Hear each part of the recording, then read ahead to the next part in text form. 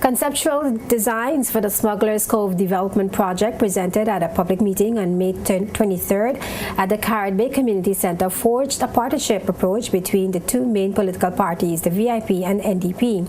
Opposition member for the 1st District, Andrew Foy, hosted the town hall meeting in collaboration with Deputy Premier Dr. Kedrick Pickering. Foy chaired the meeting and urged his constituents to be actively involved in shaping the project. The opposition member pointed out that he had little information about the project except for an opportunity in 2012 to view the early stages of the planning process. From day one with this whole situation, he gave me his assurance that as your district rep, I'm going to respect you to make sure that we hold a meeting before we move, get the people's view. Because I know Frank have been on my case and I'm telling him wait because they've been telling me wait. So you know today. And get their views, take them into consideration, and then on top of that, come back to the people. What I'm trying to do is also concentrate on the areas that are going to unite us. Even although we have the situation with the vendors and whatever the case is, we have to look to see what's the best possible solution to this problem, rather than to add on another problem to the problem. That's my intent. The proposed development comes amid concerns about any large-scale commercialization of the beach area and the likely environmental impact. In January 2010, the VIP administration paid $6.5 million for 11 acres of land surrounding Smugglers Cove Beach, formerly owned by the Romney family. The design phases of the project began last year as government moved to resolve issues related to commercial activities in that area. Deputy Premier and Natural Resources Minister Dr. Kedrick Pickering spoke of the need to improve the management of all public beaches.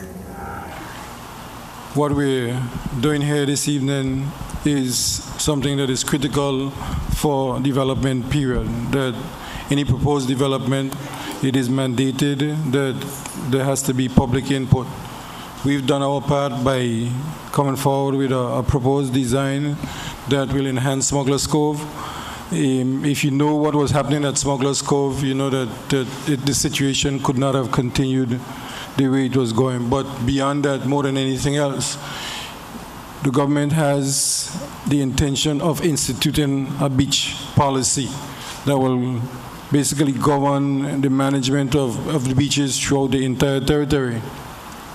If you've been to Long Bay Beach, Beef Island, anytime recently, you would have seen the level of improvement that we've done to that beach.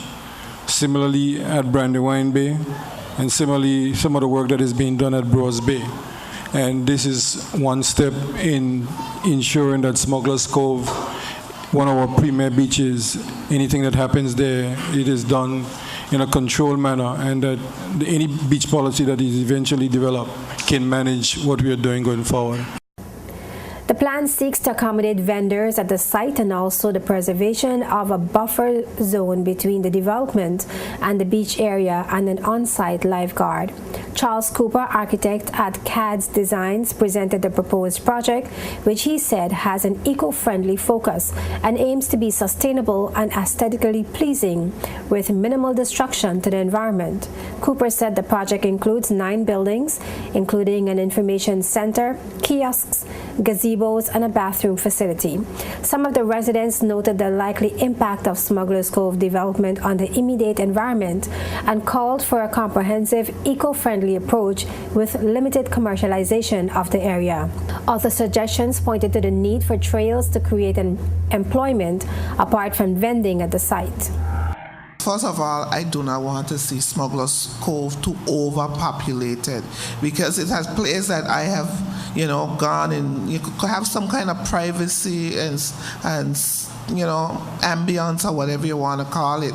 And I hope it's not going to lose that touch, because, yes, the tourists they're very important, but you have to also consider your citizens as well.